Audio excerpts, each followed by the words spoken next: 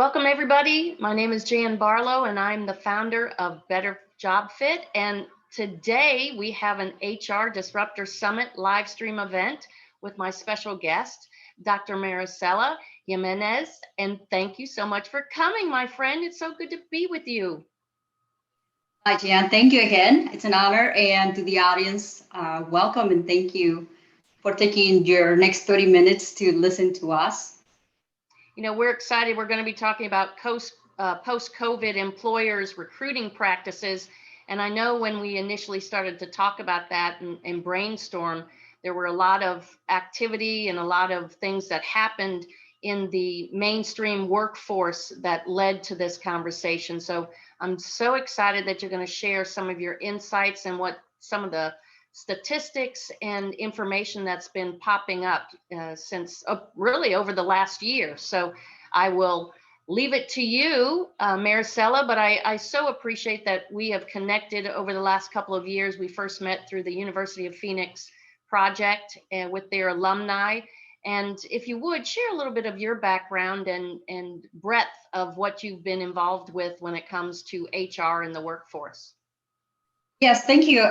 Well, way back, since I was 9 years old, really, I became exposed to the world of business. Business is my passion, but along the years, I applied for my education here in the U.S. When I came from Mexico 29 years ago, and so I evolved. I knew business was my way to go, but it's the human element that really captures me. So in 2016, I completed my doctorate degree in management in organizational leadership. And just last year, I completed my global talent management certification with Talent Management Institute in the Wharton School of Management. And I'll be sharing some of the materials that have really stretched my mind in understanding the trends of what has been happening pre-COVID. Before COVID happened, things were already, rolling, and COVID only accelerated those trends. And so we're going to talk about that. Awesome. I think our first hot topic and bullet point to start off with, we're seeing employees, right? There's two sides of this that we're seeing. Employees as assets or dominion. So I'm going to let you just take off on that one. Yes, thank you. So before really diving into the topic, I want to comment other things that have influenced me in why I am focused on specific topics. The human resources umbrella is very broad, functionally speaking. I'm more on the strategic part where I want to make sure that anything that I do transforms the company from within, from without. And that begins with transforming the people who work in the companies. And along the way, doing research, learning, and even self-application, because I'm a product of my own reading, of my own research, of my own environment, and of my own experiences. Like most of the audience, I'm a person that has applied for a position and has been rejected. I'm a person that has been on the other side of the table, looking through resumes and rejected people. And I think it's very important that we understand that role, the mindset, the behaviors a manager, a recruiter, or a decision maker within the organization takes on when assuming different powers, right? I've had the power of managing over 400 people, as well as I've had to report to different levels of directors. So in 2015, just to expand a little bit, I came across the United Nations 17 SMART goals, and I adopted one of them. That is to end poverty. Number one, to end poverty in all its forms, everywhere by 2030. But because COVID happened, as you can imagine, it created a huge disruption. And then 2019 to 2030 to 2020, right? So just within 20 or 12 months, it was a schedule that nearly 4 million students were going to graduate from their associates to master's degree, even PhDs. Then this year, we have people graduating as we speak. And so we're going to talk about what's happening with COVID-19 creating a ripple effect in recruiting practices. And I have taken the time to talk to executives, to recruiters, to hiring managers, to staffing agencies, and ask them the question, including to the Texas commissioner representing employers. I had a meeting last week with him, and I asked the commissioner himself, what do employers want? Because if I'm going to be recruiting talent, I want to make sure that your employers know that my talent is looking for work. But if they do not match, then your employers tell me what is it that they're looking for, so I can help my candidates match what the employers are looking for. And so, yes, we can talk about that. And I want to just tell you that at the end, everything wraps up together. Because when we end poverty, Jan, that means that employers in Texas, employers in the United States, match an employee or a candidate with the right, the better job fit, right? Just like your company talks. That job that fits the candidate. And so we don't waste anyone's time. And we don't discourage our job seekers, which we have thousands of job seekers currently. Economists call them the discouraged job seekers. They are there, but they are no longer accounted in the big labor force as looking for work. So that was very evident back in that financial crisis of 2008, right? When they fall off the rolls of unemployment, they go into the abyss, because now there's no way of counting how many people are not working. I mean, there's false numbers out there. Those are the only, that's the only way that they can be tracked. So I know what happened in 2008, you had an entity, an unknown entity of people that weren't so-called employed, but there was no way of tracking the unemployment, the true unemployment, right? We just were able to track who's getting unemployment benefits. And that's what we're seeing now. Correct. And while today I'm not going to talk about the statistics and the data labor department, I just want to qualify some of what is happening. So we do know that Texas is a big state, and we know, at least I know, that Texas ranks about close to 13% in poverty compared to other states, Mississippi being number one. And that's just some simple stats. But what leads to poverty? Okay, what leads to poverty? It begins with employers pushing off qualified candidates who, for one reason or another, don't have the right number of years of experience, the right skill set, but they have the degree. And so on behalf of the millions of college-educated students currently graduating, walking on stage, celebrating with their cap and gown, showing their pictures on social media and saying, wow, it took me a long time to finish this degree. I changed the narrative. I challenged the narrative to change it to this. You know what? Here is my picture. I have just been offered a letter with this organization that's going to pay me XYZ amount of money, more than enough, so I can pay my student loan debt, right? And I can take care of my family. I can have quality of life. I can now rest assured that my degree is going to pay off, because the Department of Education promised me that I am going to be competitive, not just locally, but globally. And when we encounter recruiters that are perusing through all those hundreds and thousands of resumes, so that's where we're going to move on. So let's now talk about the candidates that do make it to the, to that position and get successfully hired. And that's, what you're asking me, right? The employee as an asset or dominion.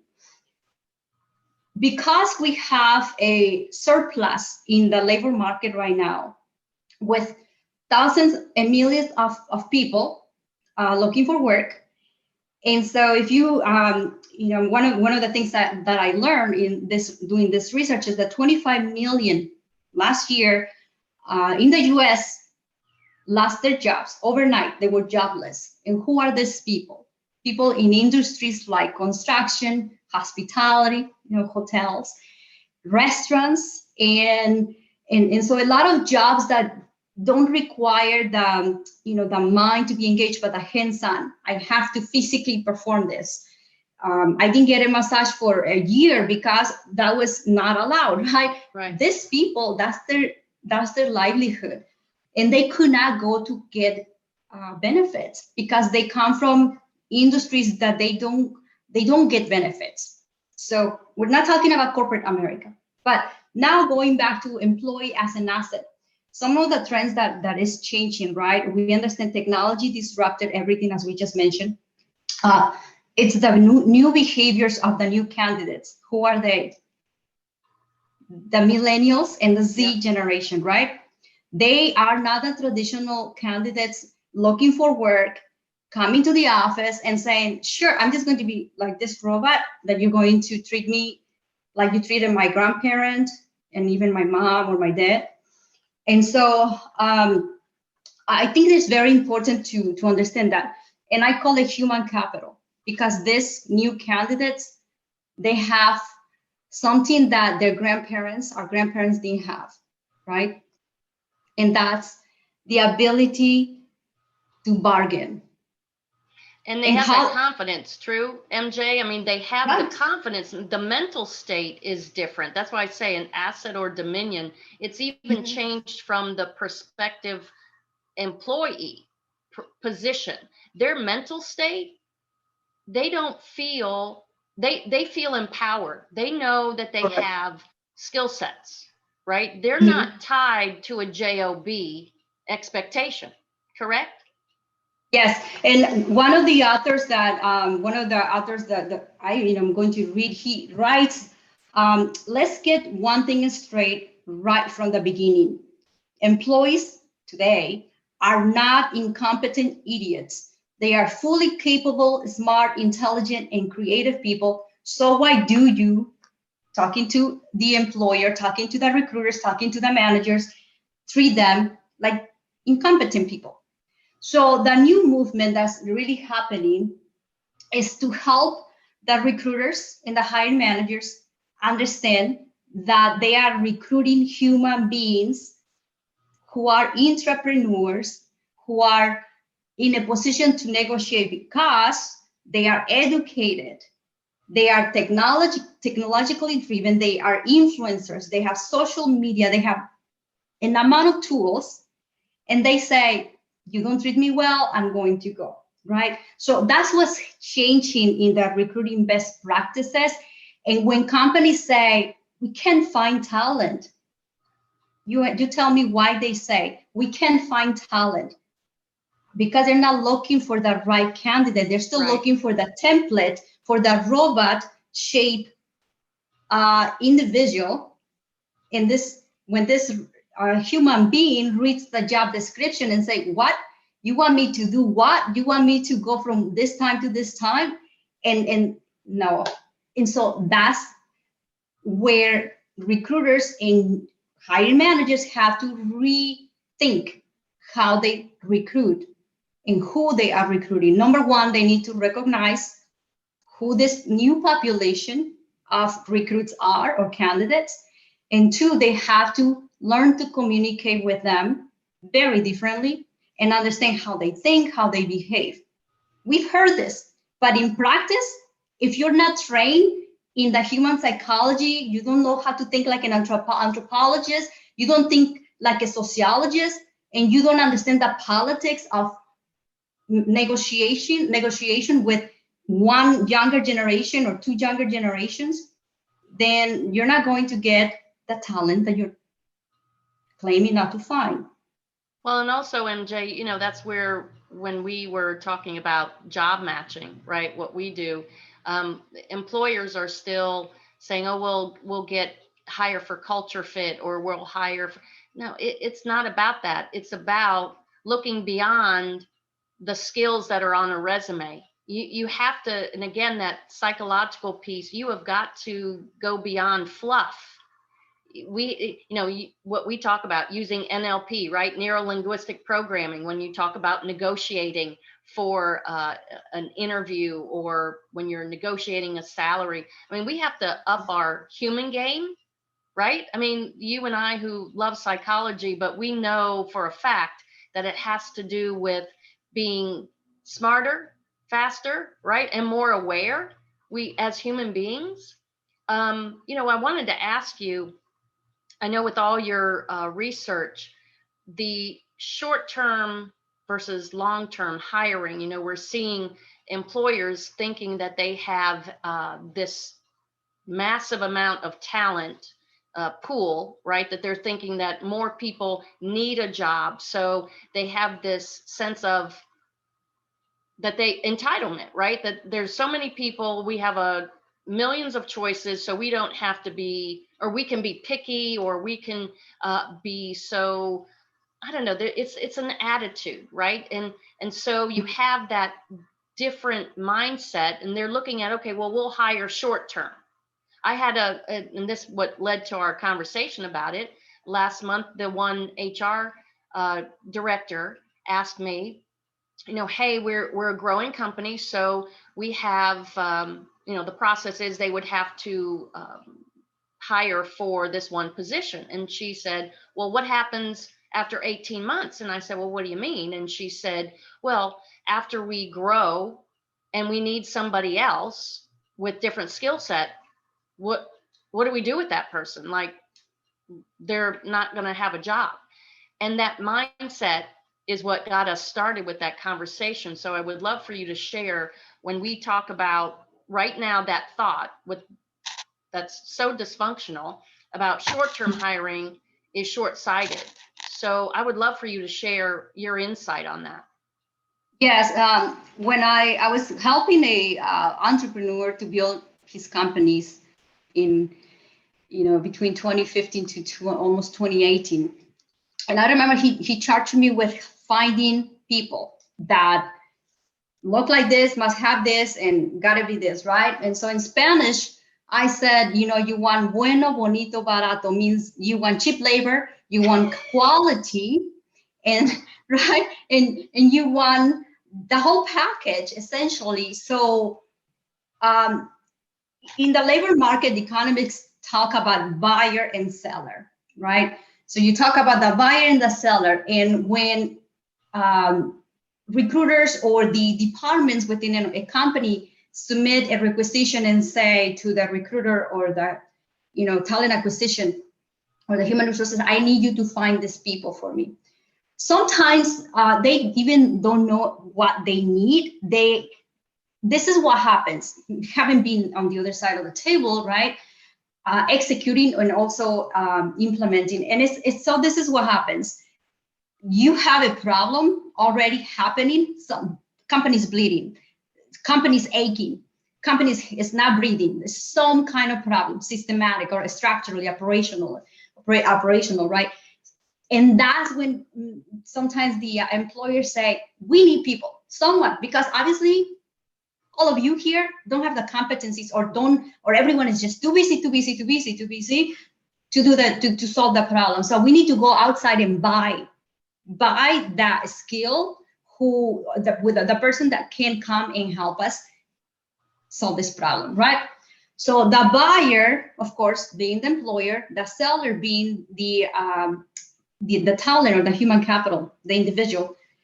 And that's why, okay, here in Houston, I live in Houston, Harris County, a quick search on the database for Harris County, it shows who makes the most money and who makes the least amount of money. The question is why, right? So, but I have also heard many companies, they're letting go of their very high paying employees, right? And so that's knowledge transfer that's now going to the drain because they didn't transfer the knowledge. So let me just quickly read from Talentastic. The author, Ian Siskin, and I can share that later, also part of my certification. He says, facilitating an organization's capacity to anticipate and adjust to rapid and continuous change has emerged as a defining competence for effective HR leadership. Developing that capacity requires self-awareness, intellectual discipline, and the cultivation of a big picture, a strategic leadership mindset. Now, how do you develop a strategic mindset so you can have a seat on the boardroom, so you can be an influence in the organization? Well, it means recruiting people like myself, like Jan, like many others out there, disruptors, that we have transcended from functional 100 years ago, Taylor's scientific management, of management, to much more modern, future-driven ways of solving problems.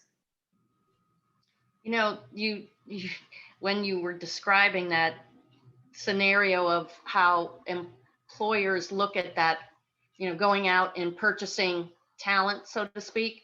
I was just with a client that is in a phenomenal growth stage, right, of their company. And that's exactly how I felt when I heard him say, well, I'm just hiring, I got to hire people and we can't get enough people. And he's just trying to throw money at getting bodies, right? And it's like, you're missing a big point. You really need to be more consciously aware of what do you need? Like, exactly like you said, employers and managers, it's not a job description. You literally have to think about, what does the company need, right? It's not about just throwing bodies at the problem, right? Because it's not going to work. It doesn't work, and it hasn't worked for a long time. People, that's one of the things that I believe, that one of the biggest reasons why people leave so soon is that they're not matched to the job, right? They just were hired. They just want a job, right? So they don't have any clue. They're just reading a job description that they think that they match. And the company just says, hey, you look good and we're going to hire you. And then once the person gets into the job, they realize this is really not what I wanted, right? And so they end up leaving in 6 months, 8 months. And then you got to start all over again, right? Right. So if you and I worked on the model that, collaborated to develop that reverse career pathing, which I have introduced to other companies, and individually I'm applying it with individuals. And so you remember that that model is to look at the future companies' business needs that they have not yet even recognized they're coming. But in assessing the trends, the political, technological, which is one of them, environmental, and then the legalities, and so there are all these trends that are happening simultaneously. But if you're not doing research and development, and you're not scanning the environment, no, you don't have time, because HR is very, very busy, right? Making sure that functional things get done. But the model, as we implemented it, is so effective, because then we go into the future and we come into the present and say, today we're going to prepare you for the next 5 years, when this position is going to be open. By the time you finish your degree, it's going to be just in time, not outdated. And this is why a lot of employers are rejecting candidates, because they say, sure, you got your degree, but it's obsolete, and you don't have experience, and you don't have the skills. And guess what? I'm not going to pay you to teach you how to come and solve my problems. I need you to come and solve my problems. So that's what you said, when we were talking with that project with the University of Phoenix. And that's really this was a long time ago. This wasn't even just 2 years ago. They had already, there were studies and from Harvard Business Review, et cetera, that said that by the time a person graduates or gets to the first 2 years of college, that information that they've been taught in the first 2 years is outdated. So it's that's why I'm so excited about you speaking at the HR Disruptor Summit, when you're talking about bridging the gap between academia and the workforce, right? That's really what I'm really looking forward to, you sharing your insights and research on that. I wanted to see if we have I got a question here. when it comes to, I know we're at our 125 mark, so I wanted to ask, if you could just wrap up a little bit of your thoughts on the risk management issues before we go to Q&A. Yes, so risk management, it's really huge when the individuals, decision makers, whether it's the recruiter, talent acquisition, human resources, a full umbrella, and anyone that is a decision maker in management. So they must understand what is happening as we speak and into the future, and they must be ready. If they're not ready, they're going to be off-boarded, and it's statistically speaking, by 2025, very well-branded companies are not going to make it to 2030. So if you want to keep your company strong, robust, you have to stop thinking from 100 years ago, and you have to think in a new way. And that takes new power to learn new things. So that's really one thing that we have to, just quickly to say, we cannot, we review the past to measure success, so we can validate experiences, skills and knowledge and successes from the past, but they are not going to guarantee that your success from the past is going to take you into future success of the future, because you're competing now with very capable workforce that they know they have knowledge, and that's power, and they know how to use technology and understand it, and that's power. And they have, again, they have the mindset of their value, right? That is far different on a massive scale than other generations, right? And again, I think that's what started our asset or dominion conversation, because they are very confident of their skill set and their abilities, and they don't have that fear of, oh, I got to find a job. I'm not saying it's not out there, but there are way too many ways for people to make money, right? It's not just dependent on somebody employing you. There are way too many ways that people are creating their own income. And employers need to realize that they need to be the ones to go out and market themselves to be attractive to prospective employees, right? It has to go both ways. They have got to understand that it's not the pleasure to do business with them.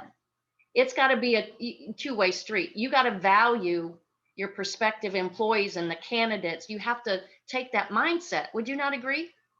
Yes, it's a relationship. I bring value to you, and you bring value to me. I'm selling you my skills, but you're buying my time. So you think you can find it cheaper somewhere else? Well, carry on. And it is just like that. There has to be a reverence of relationship. We have to really look at that and give it meaning of when we're working or collaborate. It doesn't matter, that's why I say employee, employer, that's a tax category, right? That it has to come down to appreciating you for what you bring to our collective goal as a company, right? Our collective group as employees. It really has to be that sincere now. Would you not agree? Yes, if Henry Ford were to wake up today out of his grave and he meets Elon Musk, and he'll say, "Oh, what is this?" I would not even imagine, right, his reaction.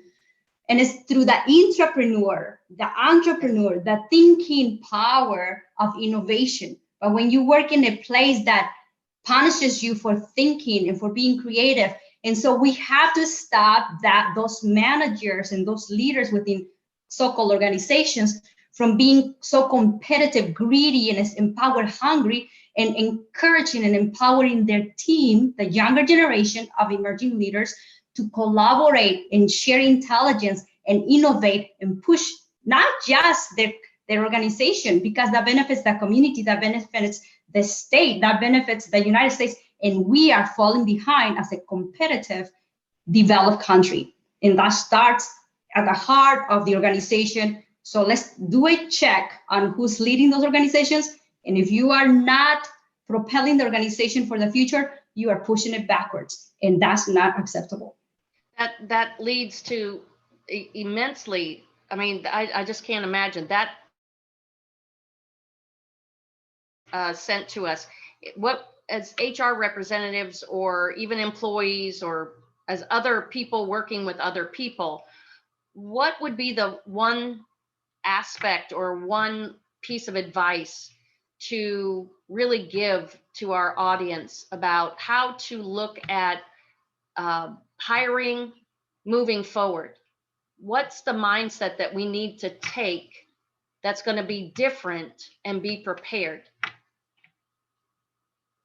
Yes, you start with the most fundamental question. Where do we want to take our company by 2025, 2030? And how are we going to get there? And who's going to help us? And you know what? If person ABC, who happens to be a female, who happens to be of an ethnic minority, has the capabilities, then so be it. It might not be a man, it might not be a certain individual. You know, sometimes treasures are hiding within their organization. You just have to give them a chance. But it starts with, where do we want to go in our company, and what does it take, and resources, and who is going to help us get there. I love that. And that's very strategic, right? I mean, that's as basic, and a lot of people don't get that basic. They don't work on their business, they work in their business. They spend so much time doing all day that they really are neglecting the big picture of where they want to be in 3 and 5 years, right? I love it. So I wanted to, again, thank you so much for your time today and being with us, and thank you to our audience. We want to remind you about the HR Disruptor Summit, June 15th through 17th. We have 8 credit hours with SHRM PDCs available. We have day tickets available as well. And the HR Disruptor link is there on the chat. And if you want to connect with us on social media, please do. We're on LinkedIn, Facebook, and we'd love to have you come and collaborate with us. Thank you so much, MJ. Appreciate you. Thank you. Bye-bye. Bye.